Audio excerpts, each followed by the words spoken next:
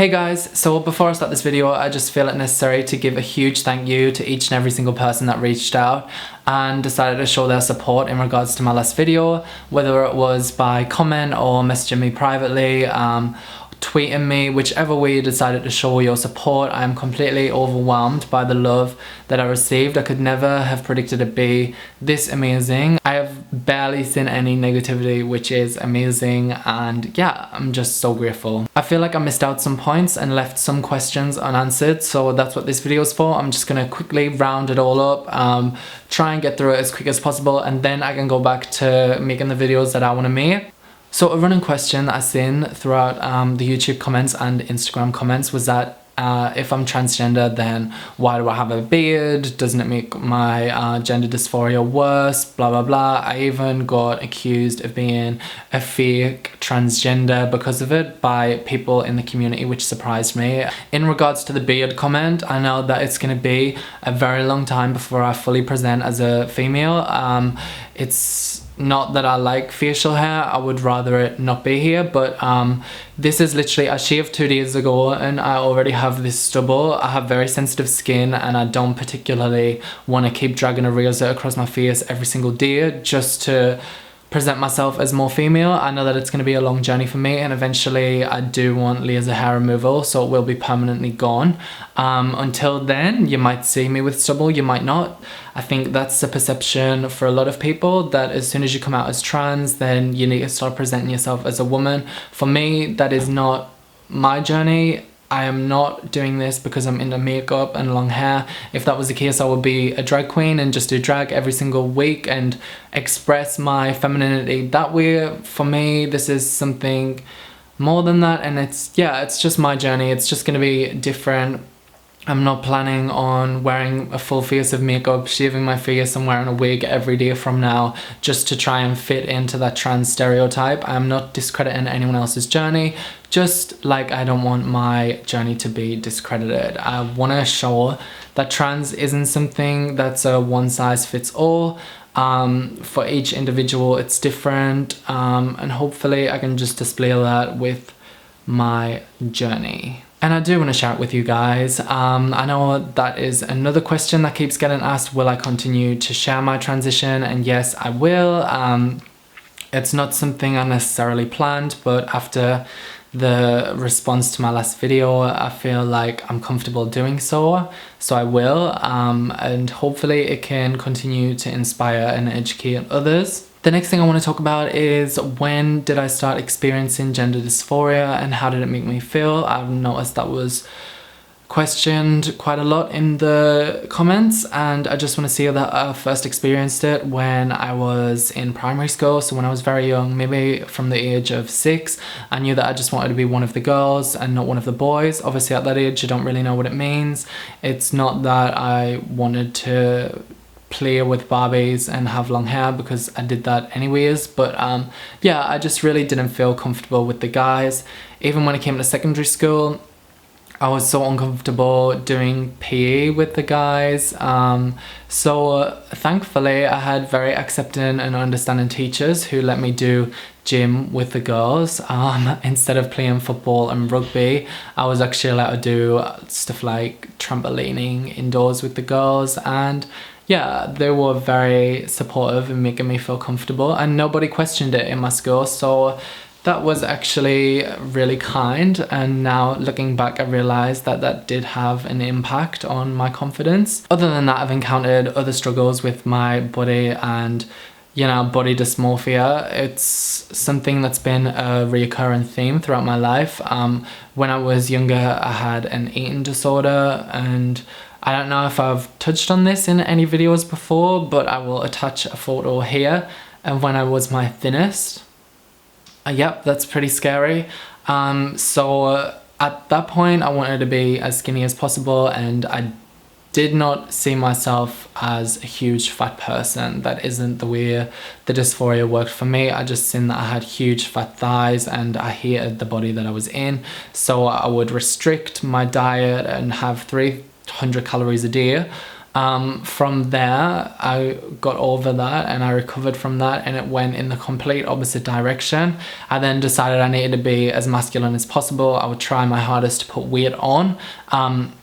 I would have this constant argument in my head of, you need to go to the gym, you need to go to the gym, you need to get muscly, you need to be more masculine, yeah, you need to have a beard, you need to stop speaking so camp or so feminine. And yeah, it was weird that I had this. It was the complete opposite. I think it's because I was so in denial of who I was. I went the complete opposite way. So putting all that pressure on myself to be as masculine as possible and put weight on and put muscle on and go to the gym, all of that pressure didn't stop until very recently, maybe 4 months ago, when I actually admitted that I was transgender and told a few friends. From there, I didn't care and all of that worry disappeared. So yeah, I've never really been, or I've never really felt that I displayed my feminine side, or as people say, the she that is inside me. I felt like I kept her locked away in a deep dark cave. So it's not something that's going to change overnight. It's going to be a very gradual process for me. And yeah, that's when I started. I don't even feel like I answered that question. I'm starting to ramble. So I've experienced all kinds of dysphoria, and right now I am happy with what's happening and how this is going. If I have to have facial hair for the next year, I'm fine with that. I understand, again, it's a long journey. Last week I had my first session of full laser hair removal, pretty much from the neck down. So I am making small steps. This isn't really relevant to being transgender, but I noticed a lot of comments from people online and my friends that my accent sounds different, and I can't hear it, obviously. Whether it's been a very gradual change or not, I don't know. I have Australia. I have literally been Australia. I have been in Australia for a year now, and I am living with Australians. So if I have picked up some of their language or have an Australian twang, then that's just how it is. Hopefully when I go back home, my accent will go back to normal, because I don't want to lose it and I don't want an Australian accent, no offense. Another question that I've seen arise quite a few times is, are you sure you don't want to just wear makeup or wear wigs or whatever? I don't know, like, I saw that question come up quite a few times, and I just have to say that if I wanted to do that, I would just be a drag queen and express my femininity through that. I have obviously done drag like 3 or 4 times in my life, and that isn't what I want to be. I would not put myself on such a big platform and allow myself to be so vulnerable, or put myself in an even smaller minority than the one I was already in if I wasn't completely 100% sure. I did not half-ass post that video. A lot of thought went into it prior. So yes, I'm 100% sure I wouldn't be taking hormones if I wasn't. A few comments I've seen, only from people in the gay community, may I add, have said what a waste it is for me to be transgender. And obviously nothing on the internet bothers me anymore. I've been through it all, and it would be very sad if I concentrated on the few negative comments rather than the thousands of positive ones. But again, I'm not upset. I'm just addressing the points that have been made. And in response to that, I just got to say that that is not my definition of a waste. My definition of a waste is wasting your whole life, not being happy with the person you are, not being happy internally, and not living to your potential. That's a waste. So regardless of whether I have a dick or not, regardless of whether I present myself as male or female, it does not affect you, because you would never be in a 100-kilometer radius of me anyways. So don't stress too much. Don't worry yourself out. To think that I shouldn't transition because you find me attractive as a guy is dumb. And the next little thing I want to touch on is pronouns. I think it's so fucking cute how many people were already referring to me as she and her without me even asking. I think that shows us as a generation how far we've came.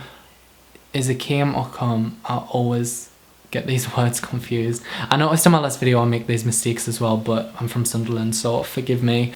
Anyways, it shows how far we've came as a generation and our understanding of gender and being transgender and just supporting people for exactly how they are and being open-minded. I think it's absolutely amazing how educated we are, and we just continue pushing the boundaries, especially in comparison to our parents and more so our grandparents, which taking huge leaps in the right direction.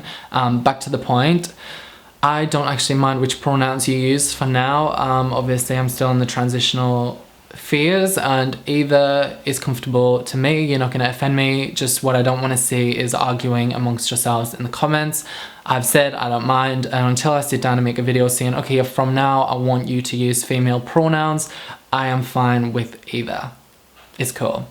So the next thing that I want to touch on, which a lot of you guys mentioned, which again just warms my heart, is do I have a GoFundMe, or saying that I should make one because you guys want to support me. And yeah,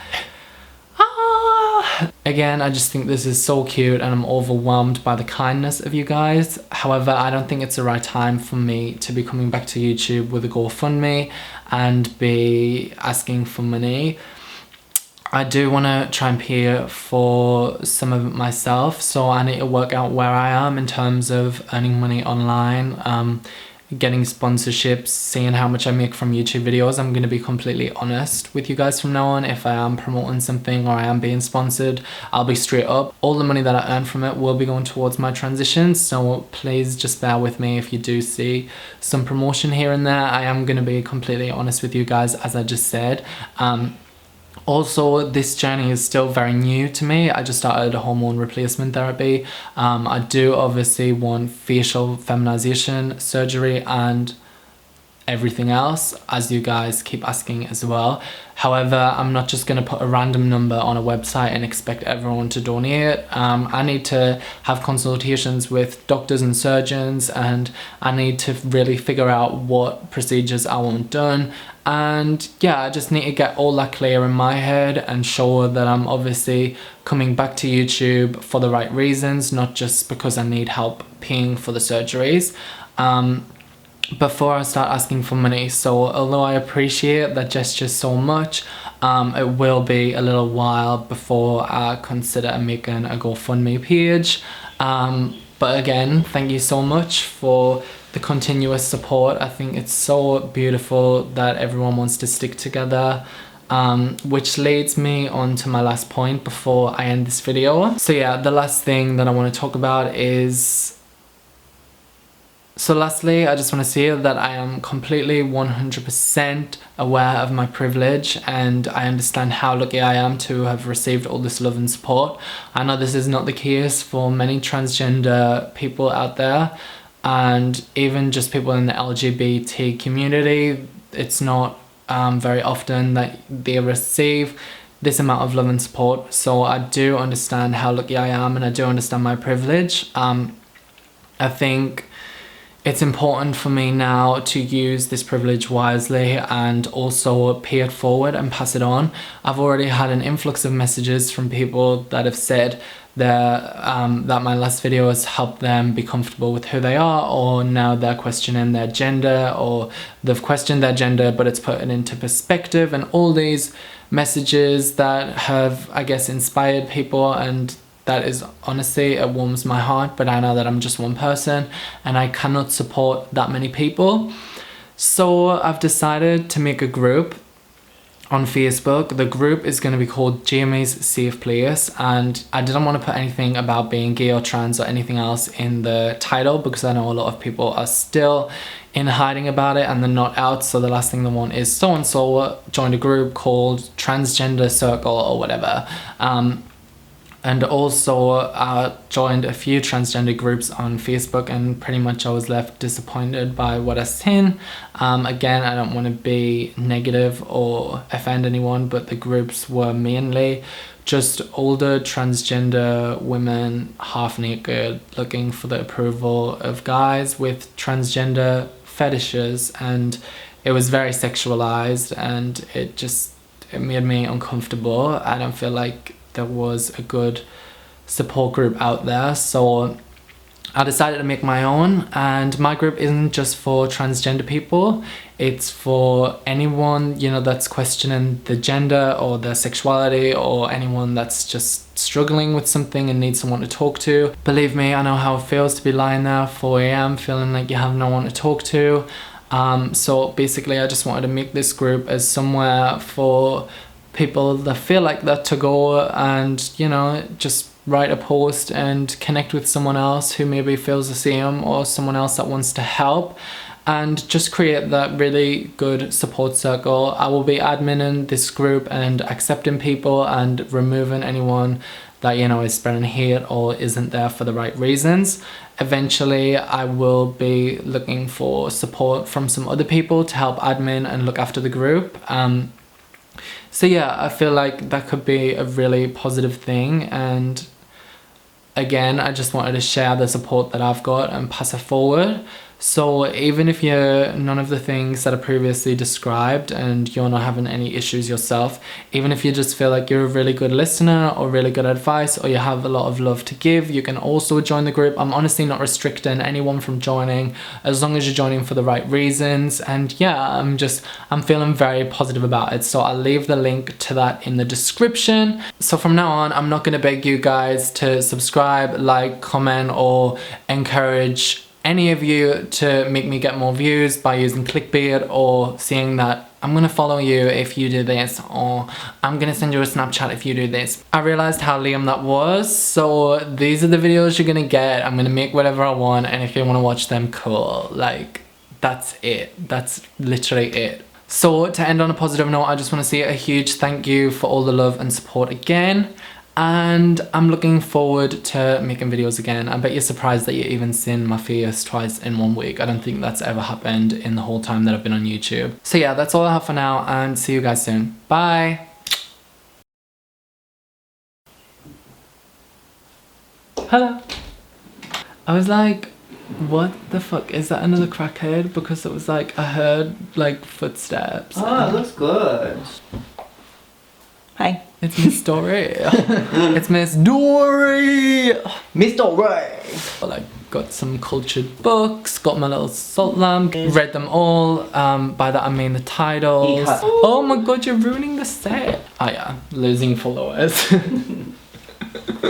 Did you lose followers? Yes, I've lost like 2,000 on YouTube, like 1,000 on Instagram. That's good. 1,000. That's the future, losing followers. Like, who wants to gain followers anymore? Everyone wants to lose them. Like, that's it. Like, that's what you get. Bye.